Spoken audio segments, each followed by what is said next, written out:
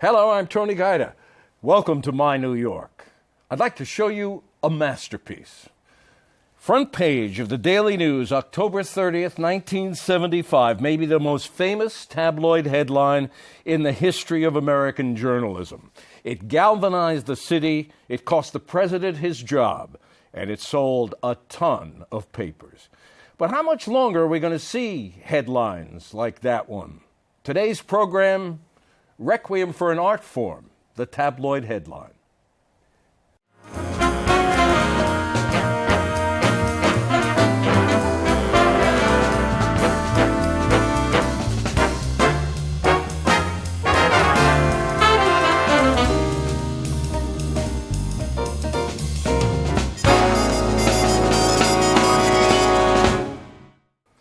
To guide us through the glories and the ghastlies of tabloid newspapers and their headlines, we have Mickey Carroll, once of the New York Post and other New York papers, now director of the Quinnipiac University Polling Institute, and Sam Roberts, once of the Daily News, now a polymath at the New York Times. Welcome to both of you. Nice to have you with us. Thank you, Tony. Sam, you were at the Daily News on the occasion of Ford the City Drop Dead.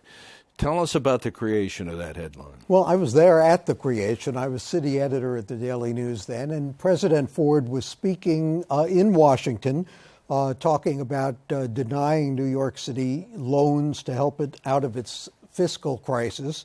And Mike O'Neill, who was the editor of the News, and Bill Brink, the managing editor, were coming back from lunch that day and asked what it was that Ford had said.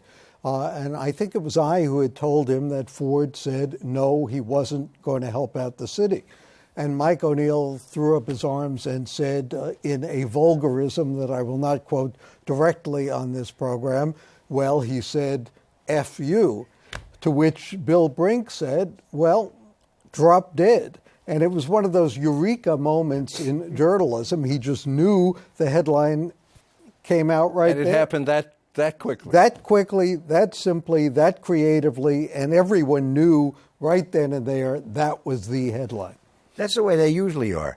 Well, the famous ones are not created and put together. The famous ones come now, off of course, your head if you would have counted well, right. also, but it wouldn't have gotten past the censors.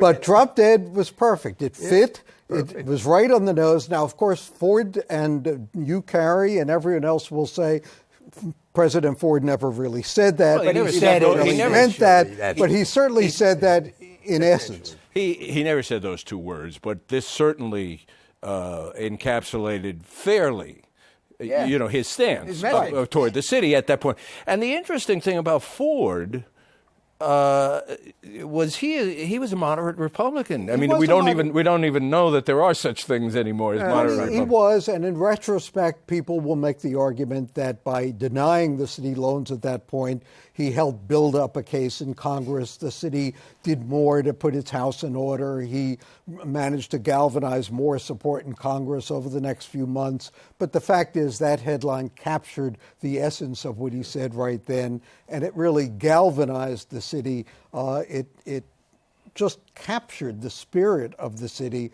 in making its case before the American people. Absolutely. What kind of reaction was there at the paper when the paper finally came out?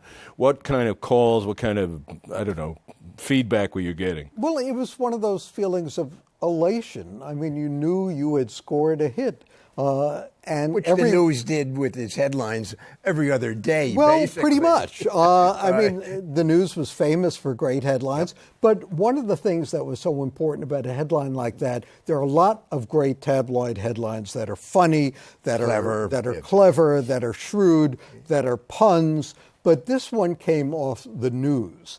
And the great tabloid headline is one that is clever and newsy. And this had the best combination of both. It was a news headline, it came off a news story, and it was succinct. It captured the essence of what was said, and it was unforgettable.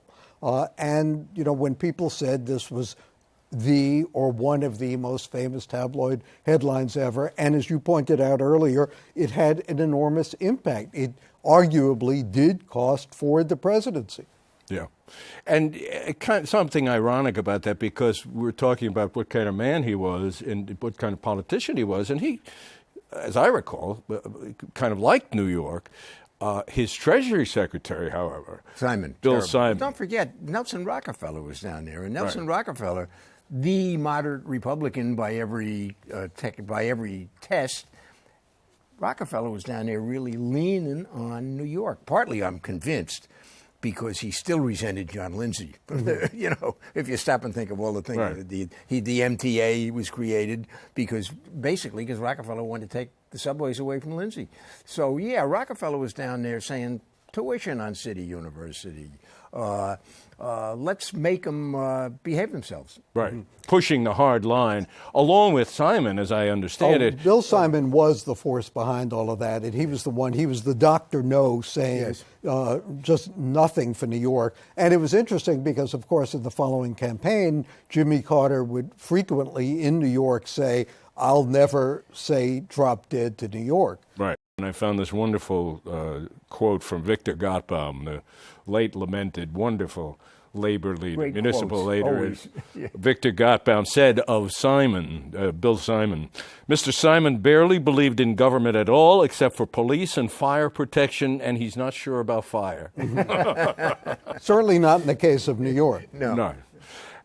You were talking about witty headlines, funny headlines, and headlines that really just jump off the page, to use a kind of, I don't know what we could call that, a figure of speech that is literal in there.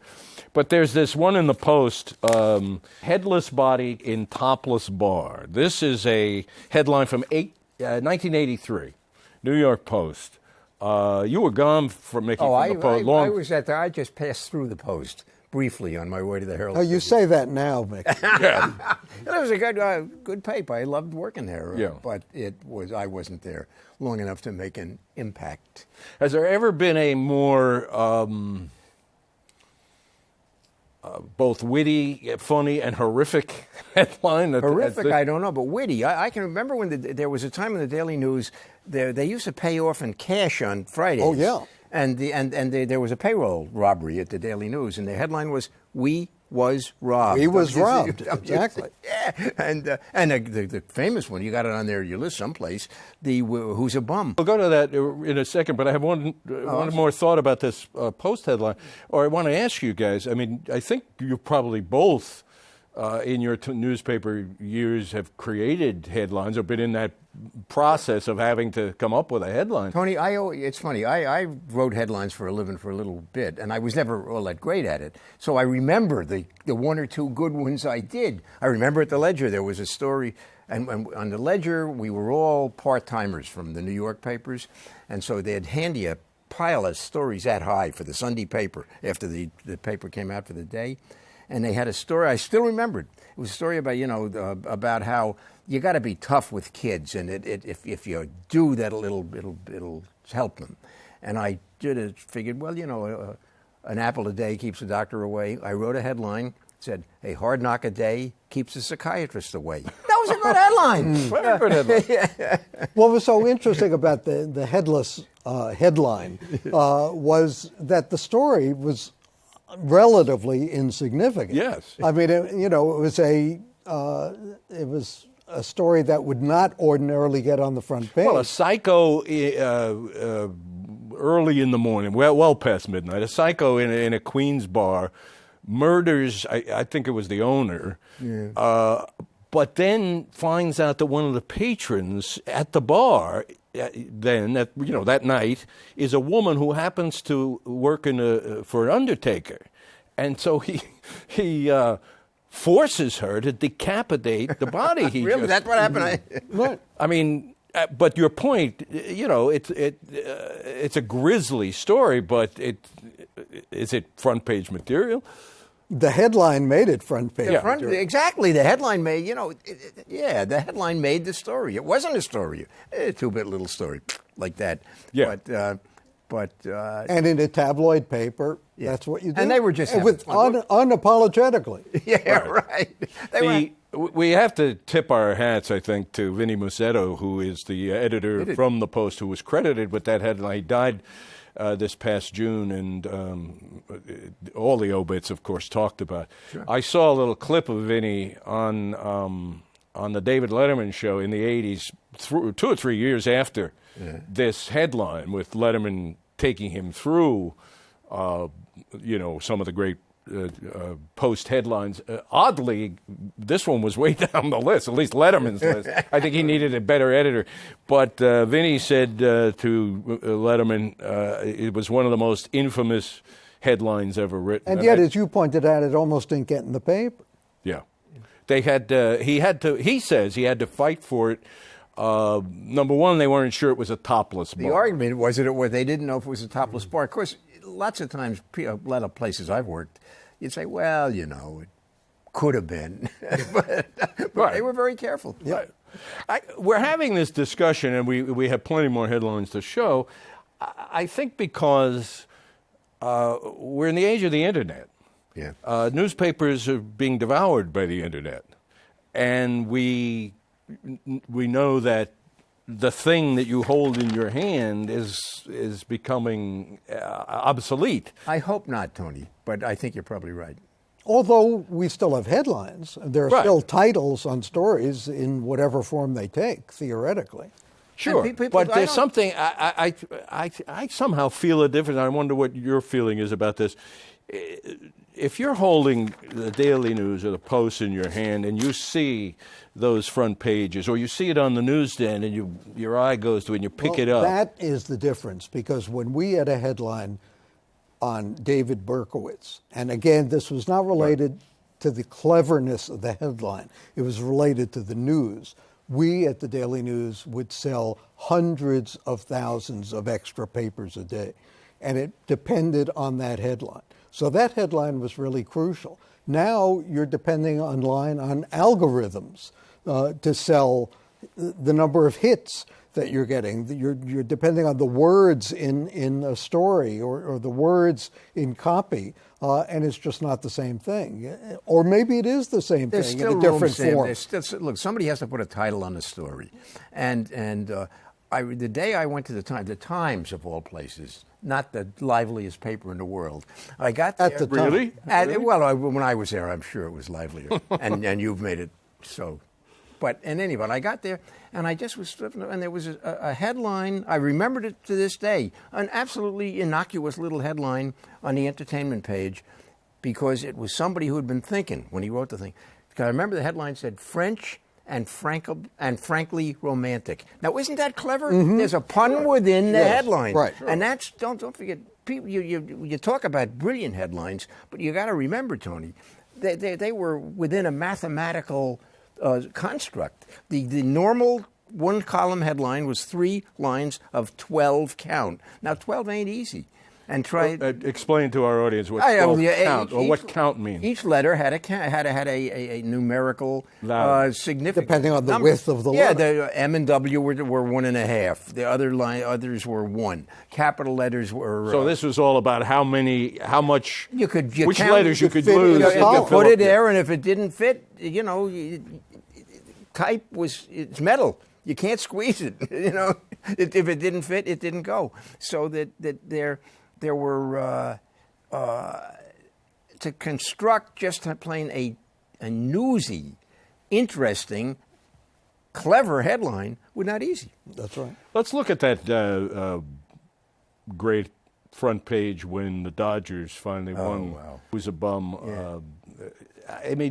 Of course, the Dodgers were known as bums all those years. Right. Brooklyn Bums. The Brooklyn Bums. Yeah. And this is it's a caricature. But this is 1955, and of course the Dodgers, was that their first? Or had they only? They're only in Brooklyn. I'll give you the lineup if you're interested. But, no, seriously, it's easy to remember. Yeah, right. No, it was the one time they did it. Don't forget, they would come close, and they did come close. And then finally, what they did was come to Los Angeles. But that was the year that they won, and it was, Brooklyn. Well, you're from Brooklyn, aren't you, Sam? And Brooklyn has not just a cliche baloney about on the movies with there's Brooklyn a mystique. Guy. Yes, there is. There is a Brooklyn a Brooklyn sense of I'm from Brooklyn. It's a Were you a chauvinist. Dodger fan? Yes, of course. And so this must have been It was great. joyful. Absolutely. moment. Read The what's his best- name, Doris Kearns Goodwin. Yep. That book, Wait Till Next Year. Great book about being a Dodger fan in a little town in Long Island. Waiting till next year. Yeah, Every year. Every year. Going back to the Daily News early on in tabloid history, Daily News was what, 1919, I think it began in New York? Something like that. Within 10 years, it had rocked the nation with a front page headline about an execution. Yes, Ruth Snyder. And we're going to take a look at it. It's Now, I have a terrible story about that headline. all right. Just before you tell it, this is the picture. Headline. This is a photograph of a woman named Ruth Snyder in the electric chair at Sing Sing at the moment, presumably, that they're pulling the switch. This is 1927. What's the story that? Well, the story is that at the Daily News, the executive dining room, they would have plates that had the front pages of all the great front pages of the Daily News. And every time I would go to a publisher's lunch at the Daily News, somehow I would wind up with that plate. And I would invariably switch it with someone else. Somebody trying to tell you. I don't know. I'm not sure. But I would always go They to the still dining serve room, lunch. and there was the plate with dead on it. How could you possibly have a good meal looking at Ruth Snyder in the electric chair? So I would always switch it with someone else's.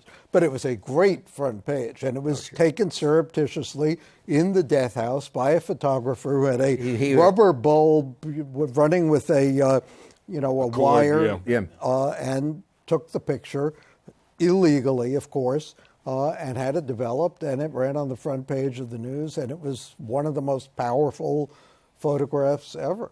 And it brought home to people, for better or for worse, just what an electrocution was all about. Could that front page happen today? I mean, beside the fact that the electric chair has been unplugged. Legally or journalistic? Journalistically. I think it could. Yeah, I think I'm not sure it could in a mainstream paper, but would someone print it today? Yeah, of course. Yes, someone would, sure. Daily News or Post? No? No. It'd be one of the alternative papers, one of the people who specialize in. I don't know. Well, I think so, Sam. Because don't forget, a lot of things change. When you and I were covering politics, there was always some kid from a small paper that would use a quote that we didn't for some reason or other. So yeah, it'll happen. I think someone would use it. Yeah. I'm not so sure the News of the Post would not, is what I'm saying. You don't know. Well, we're talking about 1927 when that happened, and when tabloid journalism was at a ferocious peak in this city. I mean, there were only two compete. I think there were only two. There was the Mirror, Hearst's paper, and the Daily News. But to the objective to sell and push and maybe push the boundaries a little was. And I'm not even, I mean, if you had a picture today of someone being executed. Well, you got all these what do you You call have them? hangings, you have beheadings. Decapitations, Yeah, I'm not sure the Times wouldn't use it. Yeah. People read this paper for breakfast over Right. breakfast, so that the theory has always been don't offend them in that sense. Don't not offend. Don't nauseate. Don't nauseate. Alexander Hamilton with a tear in his eye. The founder of the New York Post, Alexander Hamilton, with a tear in his eye. It was basically a rebellion by the staff, led by Pete Hamill, against the guy who owned the paper for 2 weeks or something? two long weeks when Abe Hirschfeld took over the paper. And good for Pete Hamill and good for freedom of the press that they were able to run that front page, in fact. Well, nobody could stop them. But it was that must have been probably the only time that there was just plain freedom. I mean, it was a collective. They ran the paper. A commune, it's funny. right? You always feel when you work at a paper that it's your paper, not the owners, and in a certain sense it is. But in that case, it really was. Yeah. They did it. Nobody could stop them. Yeah. Thank you, Pete Hamill. Yes. A great journalist, and was great at the News and the Post. We'd be remiss if we didn't show some headlines that the tabloids are famous for about sex scandals. I mean, they're wonderful fodder for headlines, and we have Anthony Weiner. Well, we have Anthony Weiner, but number 9 in our little file, if you have that, it's Cloak and Shag Her. David Petraeus, 2012, when the CIA director is found to be having an affair with this woman who had written a book about him and one thing and another. But that's so good. That is so clever. It just makes you, I don't know, it makes you smile at the cleverness of whoever came up with that, and the pun on, of course, Cloak and Dagger. Of course, and an awful lot of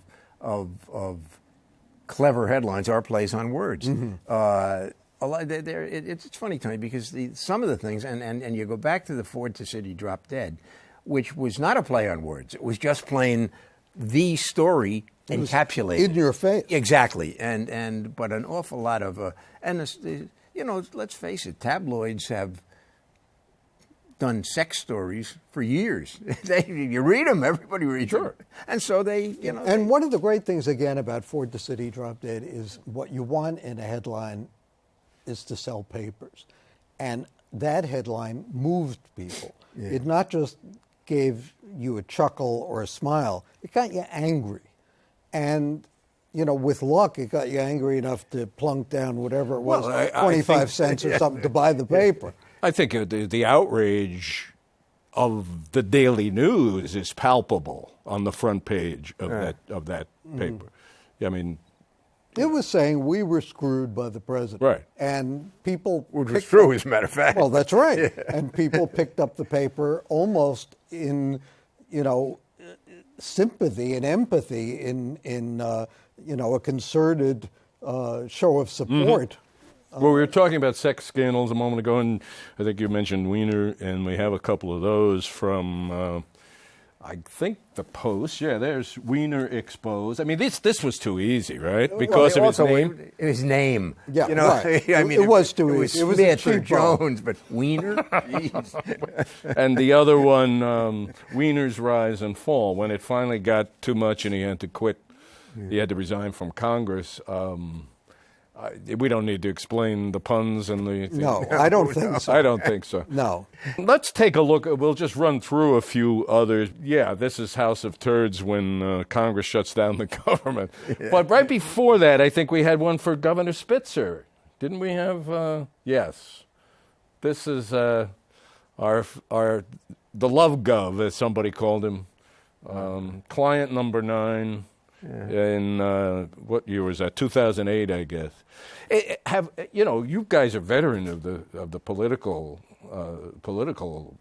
covering politics. I mean, there have been some pretty stupid moves by prominent political figures. Where does this one rate?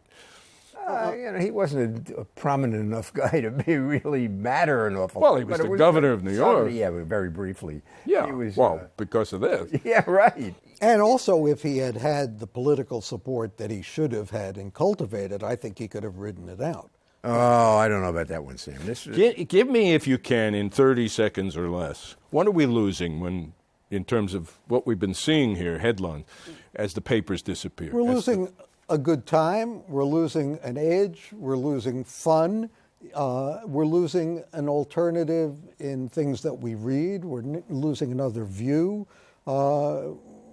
We should have more of this. We should have, more views, more eyes, more perspective, more context, and the more alternative sources we get for news, the better. Fun. No, that's what you're losing. Fun. Yeah. The tabloids specialize. They gave good, honest news, but they had fun and didn't take themselves seriously. Too seriously. Well, some places do, No, remember... you don't want to get in trouble now. No, okay. But I do remember when I worked the Herald Tribune, the best paper that we've ever seen, they had that ad campaign. Who says a good newspaper has to be dull? That's right. And in a very neat editorial kind of hand on a poster in the subway station. Somebody wrote Ted Bernstein because he was the night editor of the Times. Mickey Carroll, Sam Roberts, it's a delight to have you with us, and thank you so much. Thank you. And thank you. We will see you next week.